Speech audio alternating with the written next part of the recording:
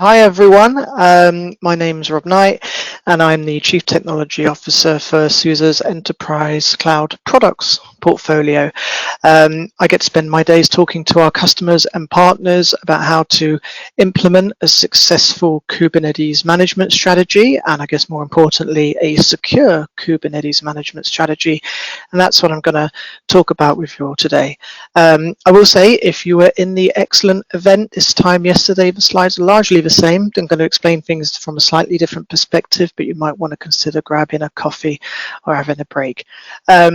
Just first, a brief bit about Suse. As Ron said, I'm sure many of you have heard about Suse, especially if you run some of the bigger workloads like SAP or you've got a financial system.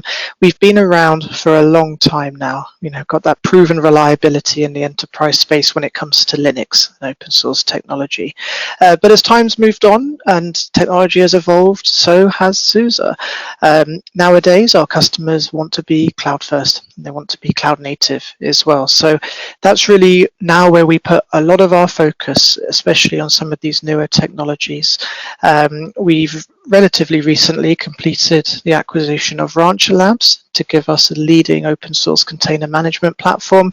And on the security side, we've just closed purchasing NuVector as well, one of the first cloud native container security tools out there. So it's really exciting times to be at Suse.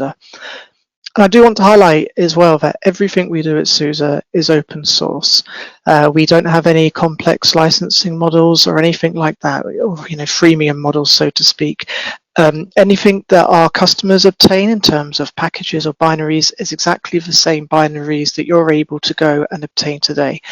And I mention that because, as Ron said at the start, in terms of deployment scenarios, it's really easy to get started quickly with a lot of Suse technologies because it's all out there on GitHub for you to be able to go and grab.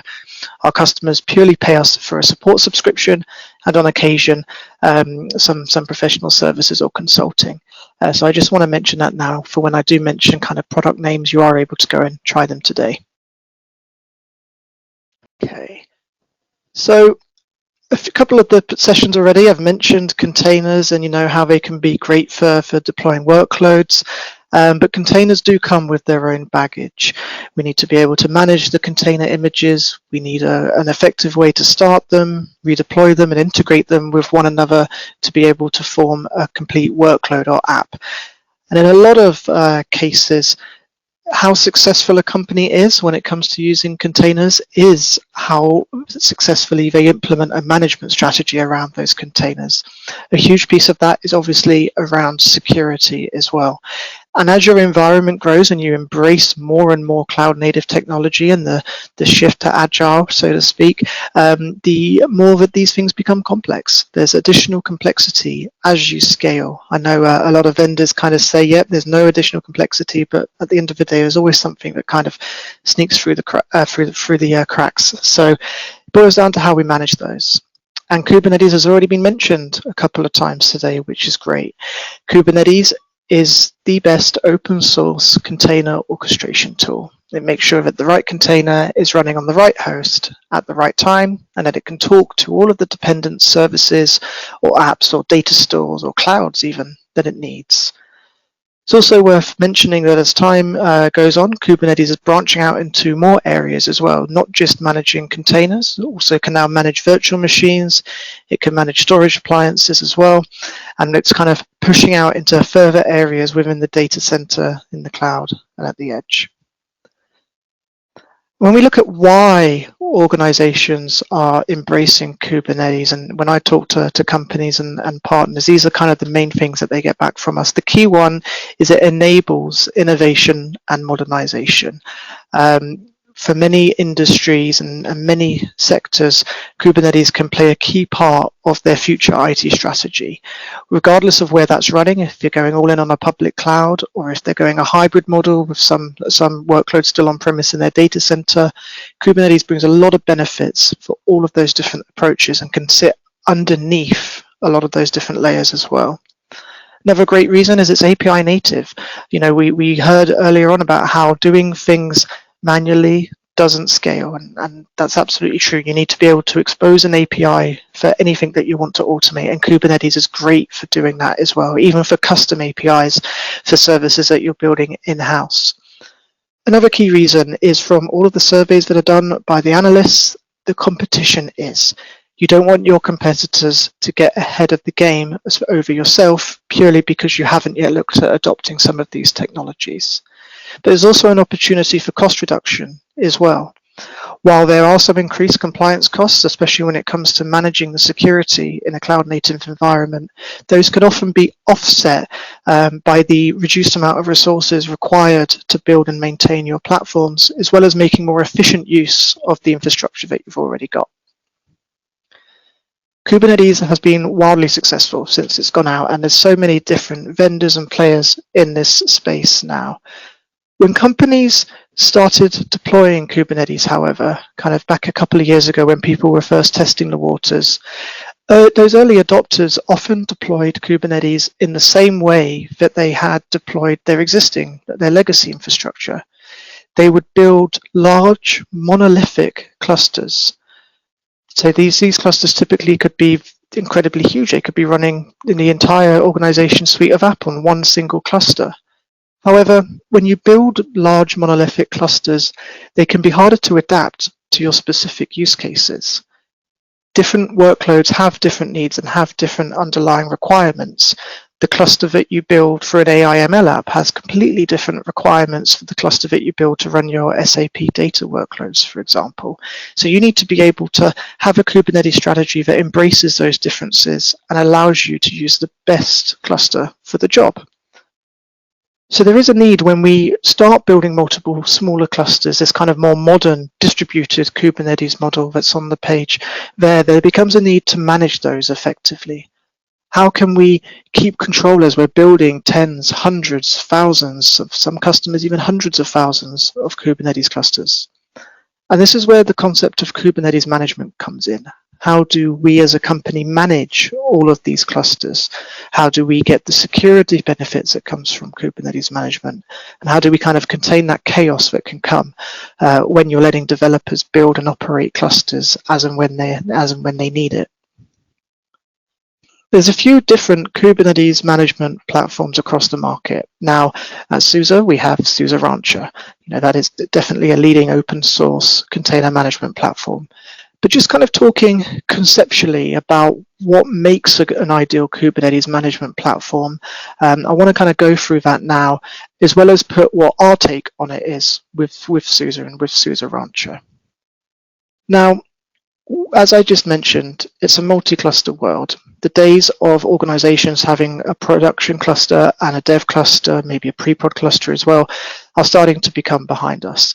That's because organizations are building more smaller, more agile clusters in more locations as well, especially as they start adopting edge technologies.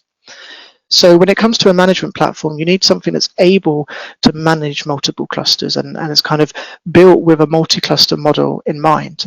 Some of the management tools out there have had multi-cluster management kind of bolted on as an afterthought.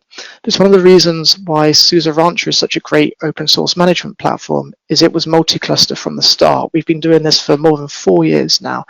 So we've gotten pretty good over those years at managing multiple clusters. The second kind of point is that Kubernetes distributions these days are largely commoditized. Now, the value of Kubernetes isn't in what distribution you choose. There's so many different distributions now out there optimized for slightly different use cases. All the main cloud providers have their own distributions, for example, as well.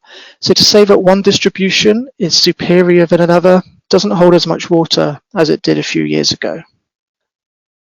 The reason that this is important for Kubernetes management is that you need to be able to manage any Kubernetes distribution, regardless of where it comes from, regardless of what vendor produced it, or regardless even if you obtained it from upstream directly. So a good Kubernetes management platform should be able to manage all of those in exactly the same way. And that's why we say the value is in Kubernetes management. When you use a tool like Suse Rancher to deploy and manage your Kubernetes clusters, you can bring in things like centralized authentication, centralized policy management, centralized container scanning, And you can bring all of that in-house through a really powerful and easy to use web UI, command line interface, or API as well. One of the key things that our customers that I talk to say is that they love when they use SUSE Rancher as a management platform, but it doesn't matter where their clusters are deployed. They could be running a cluster in AKS, they could be running a K3S cluster out at the edge. Regardless of what cluster they're running, as long as it's CNCF certified, we're able to import those clusters and manage them all in exactly the same way, which is really, really cool. A lot of our customers also believe that a good Kubernetes platform needs an open approach to open source. Now, I've already mentioned how with Rancher you can manage any CNCF certified Kubernetes distribution, but it goes above beyond just what you can manage. It's about how you embrace open source. Some technologies out there seek to tie you into their distribution of Kubernetes, or they offer additional value adds that get you locked into their platform. If you have a good management platform, such as SUSE Rancher, you can abstract those differences away so that you know that if you needed to leave, for example, or migrate to a different management platform, that's relatively easy. Now, I've said already how it can be quite, it sneaks up on companies sometimes, how they can be deploying clusters one day, and the next thing they know, they've got hundreds and thousands, all managed in a slightly different way. So this is really where SUSE Rancher comes into the fold. Once you deploy it, as I mentioned earlier, it's able to manage any CN certified Kubernetes distribution. Obviously, we do have our own distributions as well that can be utilized if you need, but you can also import those clusters that you've built already. There's not enough space on a slide here to list all of the different vendors that we have tested and certified Rancher on, and that list kind of grows every day as well. But as we move up the stack, it's where the value of Kubernetes management comes in. About provisioning your clusters, ensuring that they're on the latest version, ensuring they've got the latest CVE patches becomes a lot easier when you've got centralized management. It's also key to have that centralized logging, monitoring, and policy enforcement as well. If you've got 20 different clusters running in different locations all over the world, when the next high priority CVE comes out, are you able to tell your security team, or your security team able to look and say, we're not vulnerable to this? If you have centralized management, that becomes a hell of a lot more simpler as well. Another great benefit from a security perspective is centralized role-based access control and centralized authentication as well. From my own experience working with Kubernetes, if you're deploying clusters from different sources in different locations, configuring each one of those standalone to integrate with Azure AD or Okta or any other SSO or LDAP solution can be a nightmare. Once you've brought all of these clusters into management underneath SUSE Rancher, with a couple of clicks, you're able to bring those policies in and then deploy SSO to hundreds, if not thousands of clusters really, really easily. Going beyond just that, though, when it comes to GitOps, it's definitely one of the latest buzzwords that's coming out. It can be super easy to bring a GitOps continuous delivery pipeline into SUSE Rancher and then push that out to all of your downstream clusters. When it comes to like a whiteboard architecture and where SUSE Rancher fits in on top of these, the SUSE Rancher management platform, you deploy it on top of an existing Kubernetes cluster. And again, any CNCF certified cluster is fine. Once that's been deployed, you connect it to your existing Kubernetes clusters, or you can use SUSE Rancher to provision new clusters, and then it can manage the lifecycle of those clusters as well. Those can be on-premise, they can be in your local cloud, they can be on top of VMware, they can be in any public cloud, or they can be out at the edge. We've even got a couple of customers that are deploying this out into satellites. And then the SUSE Rancher management platform acts as a proxy for all of those downstream clusters. Your teams, your developers no longer need to talk to the downstream clusters directly. Everything is proxied through the management server at the top. That's one of the ways in which we can enforce those centralized SSO, centralized authentication, and centralized policies. Although you're not limited to do it that way, you can still grant secure access to downstream clusters if you want. It also means that you are able to remove SUSE Rancher at any point. It doesn't change any of the underlying Kubernetes distributions that it manages. So if you wanted to change vendors or remove it completely, it doesn't break your infrastructure by doing so. Although what we've usually found is once companies start adopting a good management platform like SUSE Rancher, the use of it tends to grow rather than reduce due to the benefits that are provided. And it doesn't just stop at building and deploying Kubernetes clusters as well. One of the main things that our customers talk to is when they're deploying clusters in different clouds, they have to learn the underlying APIs of those clouds in order to be able to manage the lifecycle of clusters on those clouds. A management tool like Suse Rancher abstracts the underlying cloud away from the operator and the developer. So every time AWS changes their API, your teams don't need to know about it because our teams have taken care of that for you. That also makes it a lot easier to embrace a multi-cloud and a hybrid cloud strategy as well, because you don't need to learn the specific cloud provider's API. I've already touched on some of the unified access control and security management that's in place, and it's definitely something I hear a lot from our customers, is with a couple of clicks being able to deploy all of those policies to hundreds of clusters from different vendors and different providers is a huge benefit to lots of them as well. We can also, with Rancher, build on top of the standard Kubernetes role-based access control model to further segregate clusters between different teams, different users, and different use cases. Kubernetes by default isn't really optimized for a multi-tenant environment, but when we build on top of that RBAC, we are able to increase security between the different clusters as well. Talking about security, as we've heard recently, a huge vulnerability coming out with Log4j.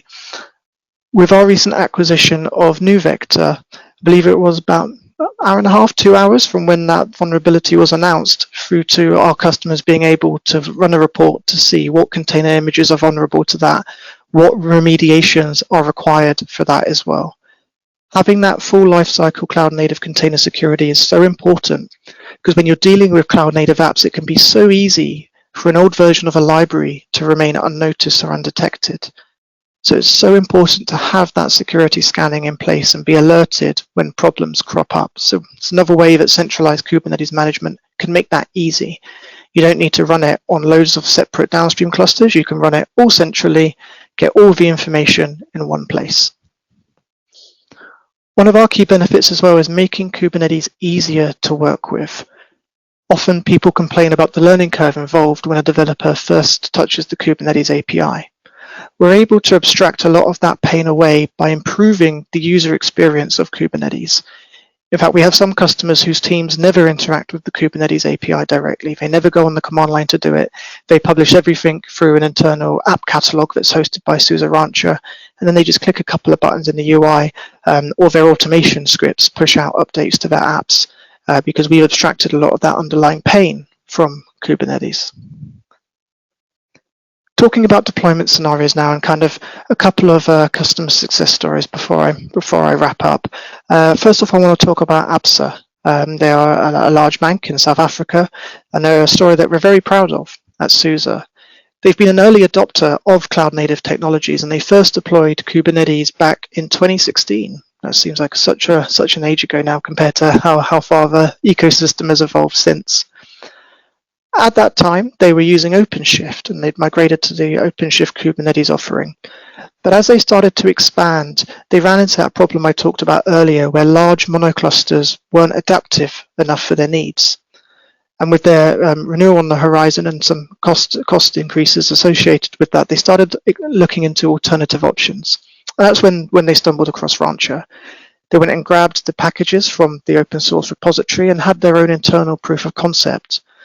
Once their proof of concept was a success, they reached out to our sales team, and then we were able to work with them directly.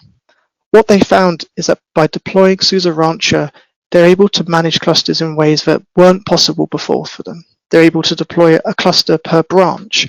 They no longer have to send an engineer out to configure those clusters. They can just ship the hardware out, plug it in, turn it on. It can talk to the centralized management platform, deploy Kubernetes, install all of the apps that are needed, and then report back when it's done. That just wasn't possible before with their old architecture and their old model. They've now got over 3,500 different line of business apps that have been migrated from OpenShift to Suse Rancher, and that number is increasing every day. So it's a really huge platform. They've got over 120 different Kubernetes clusters centrally being run through 12 different management servers. That was at last count last year. I also want to talk briefly about Disney as well. Disney is now a huge Suse Rancher customer. When they started looking at cloud native technologies, initially it started off just within their movie marketing services. They had a need for a Kubernetes vendor. They came across Suse and we were able to do a POC and implement at Disney. But just like other technologies, once it's been adopted in one part of the organization, it soon starts spreading across. And we've now seen that it's expanded into the parks, into the animation studios, onto their cruise ships as well. We've got Suse Rancher clusters running on Disney's cruise ships, all being managed centrally by HQ. I like this customer example because when they set out on this kind of journey towards cloud native and journey towards Kubernetes, they weren't planning for their cruise ships adopting it. They were planning on that one specific use case. So it goes to show how adaptable these technologies are, how they can be used in many different use cases, even ones that you haven't yet thought of yet. That's how adaptable they can be. And it's great to see what Disney's done over time, because all those security benefits I mentioned earlier have been pulled in, and the number of apps that they run is simply outstanding. Just before I close, at Suse, we are working on a number of open source projects related to cloud native technologies and Kubernetes. Specifically in the security space, well, one I want to mention is KubeWarden, and that is Kubernetes admission control using WebAssembly, using WASM. Now, traditionally, doing Kubernetes policy management can be a bit of a headache, depending on how you go about it. But bringing WebAssembly, which is a much easier way to develop security policies, and then deploying them on Kubernetes, it's going to be game-changing once we productize it and release it out to the world. So I'd recommend taking a look. Also with OPNI, we're looking at AI/ML-driven anomaly detection. So that includes security anomalies as well. So an AI model that's constantly scanning your logs across all of your clusters, across all of your infrastructure to detect something that looks a little bit out of the ordinary. So it's worth checking out these open source projects as well as some others. In terms of the call to action, head to rancher.com and check it out. You know, as many of our customers started out on the journey, they grabbed the open source code, they grabbed those packages, spun it up, and then later on they gave us a call when they needed support. We've got thousands of hours of free training resources available at rancher.com/training, which I encourage everyone to check out. And if you want to have a bit more detailed discussion, perhaps have a demo or speak to some of our pre-sales experts, we've got the email address on the screen there for our sales team. But I'm sure you'll get an email from on the back of this webinar as well that you'll be able to reply to and reach out for more information. So thank you all for listening today, and I look forward to seeing you at a future Angel Beat event.